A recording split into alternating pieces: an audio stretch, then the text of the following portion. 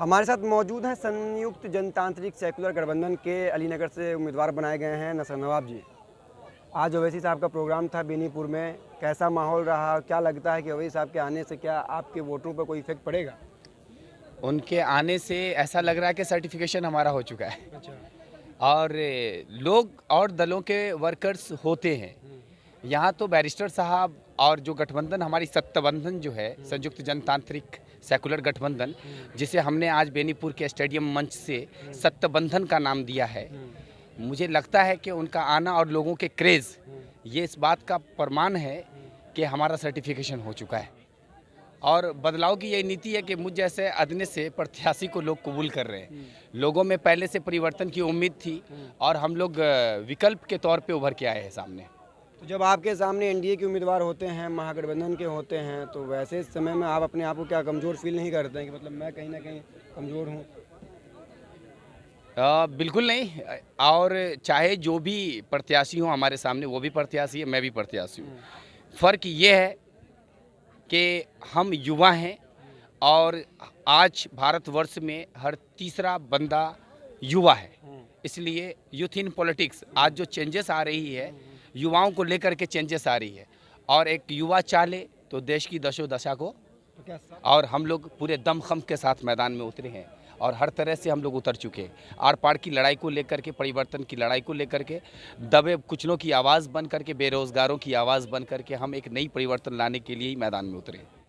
अगर कोई कद्दावर है और तामझाम के साथ चलते हैं तो भैया हमारा जो इलाका है, हमारा जो विधानसभा क्षेत्र है, ये विधानसभा क्षेत्र जो है तामझाम को नहीं पसंद करता। चूँकि इलाके के हर लोग अगर तामझाम में लग्जूरियस लाइफ जी रहे होते तो वो लग्जूरियस ज़िंदगी को, लग्जूरियस कैंडिडेट को पसंद करते। हम तो आम फहम ज़िंदगी जीने वाले लोग हैं, हम तो प्रैक्टिकल लाइफ जीते हैं। जो हमारा ये मिथिला के अंदर का जो समाज है, जिस तरह से वो लोग रहते हैं, मुझे पूरा विश्वास और यकीन है कि हमारे यहाँ के जो जनता जनार्दन है, जो हमारे यहाँ की आवाम है, वो जिस कल्चर के साथ अपनी ज़िंदगी का गुजर बसर कर रहे हैं, वो सर्वसाधारण लोग हैं, सरल ज़िंदगी जीने वाले लोग सरल प्रत्याशी को ही अपना कैंडिडेट बना करके और विजय दिलाएंगे। Education can change the world. Education is the such type of weapon that can change the world. हम एजुकेशन में, चूँकि मैं यहाँ पे एक बात को फिर से मैं पॉइंट आउट कर देता हूँ कि 1947 जब से हमारा मुल्क आज़ाद हुआ है, तब से लेकर आज तक 81 अलीनगर विधानसभा में कोई भी अब तक डिग्री कॉलेजेस नहीं है, गर्ल्स सेपरेट स्कूल्स या कॉलेजेस नहीं है। मेरा पहला फोकस होगा, जब मैं विधानसभा पहुंचूंगा तो अपना दिन रात एक करके सबसे पहले डिग्री कॉलेज और school, girls school, girls high school और गर्ल्स कॉलेज सेपरेट, इसका मैं स्थापना करवाऊँगा। कोर्स बिल्कुल हाथों हाथ ले रहे हैं। हमारे यहाँ के जो गरीब जनता, मजलूम लोग हैं, बेकस बेबस लोग जो हैं, वो लोग बिल्कुल हाथों हाथ ले रहे हैं। और हाँ, अभी आपने कहा कि मतलब जो ये तामझाम वाले जो भी प्रत्याशी मैदान में हैं, बड़े कद्दावर है, ये है वो हैं, भैया ये लोग भी अपने जो मकर जाल, भड़म जाल मेरे ऊपर फैला रहे हैं। अभी कुछ दिन पहले की बात है, हमारे जो प्रस्तावक थे, हमारे जो कर्ता धर्ता थे, कार्यकर्ता थे, मुजाहिद फरीदी, और हमारे गार्जियन का दर्जा रखने वाले मोतीउर रहमान साहब, जो हमारे प्रस्तावक भी हैं, उनको जो है गलत सलत इल्ज़ाम लगा करके उन पे FIR केस दर्ज कर दिया गया है। इससे हम लोग पीछे हटने वाले लोग नहीं हैं। नींद उड़ गई है सामने वालों की, ऑफ कोर्स नींद उड़ गई है। ये जो भी है, मैंने पहले कहा कि हमारे जो भी पार्टी और गठबंधन के लोग हैं, वो कोई हमारे लिए कार्यकर्ता का दर्जा नहीं रखते हैं। वो हमारे लिए हमारे भाई हैं, हमारे अपने हैं, और उनका क्रेज़ है, मोहब्बत है। हम बदले में कुछ उन्हें नहीं देते। वो मोहब्बत ही है कि मुझे आज प्रत्याशी बनाया है, और हम किन्हीं लोगों और सामने के जो हमारे कंटेस्टेंट में लोग हैं, उनके दिलो दिमाग पे हम तारी हैं। सर, मुझे ये समझ में नहीं आ रहा है कि ये जो समीकरण का जो मामला है, ये समीकरण रहा कहाँ? नहीं रहा। बिल्कुल समीकरण नहीं रहा है। ये MY और CY या जो जिस तरह की भी समीकरण है, ये कोई समीकरण ममीकरण आज के डेट में नहीं है। ये यहाँ पे भी लोग हैं, बता दें कोई समीकरण वाले लोग हैं क्या? ये कोई समीकरण आज के वक्त में कोई समीकरण ही नहीं चल रहा है।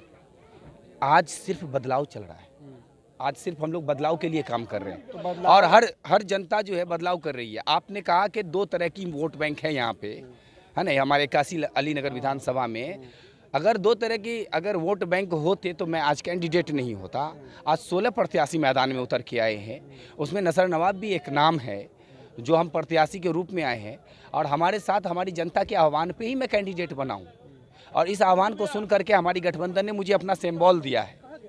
और रही बात वोट बैंक की, तो समीकरण अब रहा नहीं। समीकरण सामने में चाहे जो भी किसी तरह का कोई गठबंधन जो नाम है, हम तो कहते हैं जुटबंधन और ठगबंधन के नाम से जो भी पार्टियां अपनी प्रत्याशी को मैदान में उतार रही है, उसमें कोई समीकरण वगैरह है नहीं। आज इंडिपेंडेंट है, हमारी समाज जो है बिल्कुल इंडिपेंडेंट है और हम लोग को बहुत प्यार और स्नेह मिल रहा है समाज की तरफ से, और बिल्कुल हम जो है मतलब एक ऐतिहासिक जीत दर्ज कराएंगे। अंतिम में आप चुनाव बहुत ही करीब आ चुका है, तो अंतिम में चंद शब्दों में आप कोई मतलब निवेदन करना चाहेंगे जनता से? मैं आप सबों से मैं बस यही निवेदन करना चाहता हूं कि आप जनता जनार्दन हैं, आप एक महान लोकतंत्र के रहने वाले हैं, आप हमारे अपने हैं, वही मिट्टी पानी का मैं बना हूं। मैं एक विनती के साथ ये आह्वान और अपील करना चाहता हूं कि इस बार बदलाव की घड़ी है।